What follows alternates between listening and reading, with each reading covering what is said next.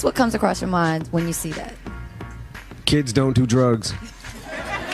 Were you on drugs? What was going on at that time? Yes, I was just a little wee bit under the influence on that particular clip. Well, one thing for sure is we're glad that you can even discuss it so openly, because that by itself is something personal, and you're able to open up to your fans about the addiction. Yeah. Tell us about that dark period in your life. Well, the crazy part about that clip, and I don't know if people believe me when I say this, but I don't remember being here. Like, I literally have no recollection of actually doing the show. I remember going home and watching it, but I just don't remember being here. But that's kind of like at that point, at that particular time, is kind of where I was at. So, how do you think things got so bad for you?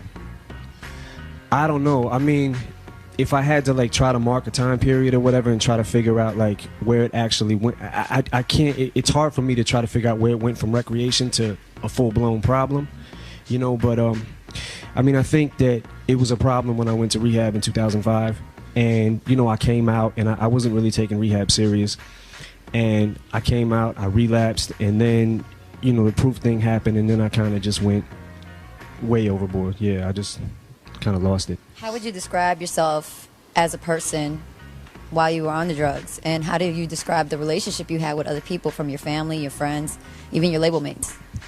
Well, I was extremely distant.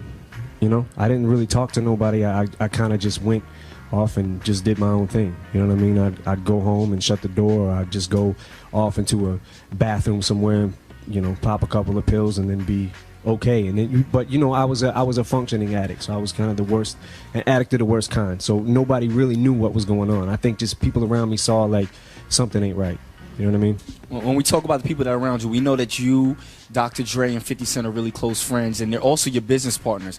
What were they? What was their whole perception of what was going on with you? Did they know that you had an addiction problem, or?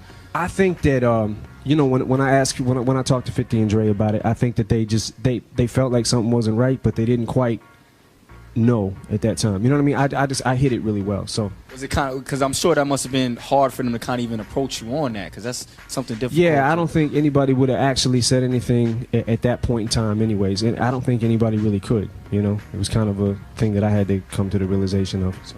Well, you've been clean for a year, and that by itself is an accomplishment. Congratulations on that. How did it take you to get to that point, or what did it take for you to ultimately get to that point where you said, I'm clean, I'm getting clean? Well, I had a pretty bad experience, like not last Christmas, but the Christmas before. And you know, when I did the Vibe article, I kind of just came out and told everything, but I actually overdosed on methadone, which I didn't even know what I was taking at the time. I didn't know it was methadone.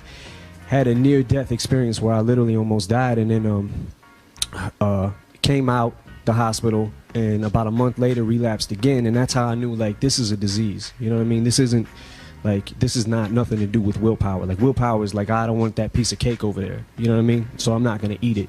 This is a different thing.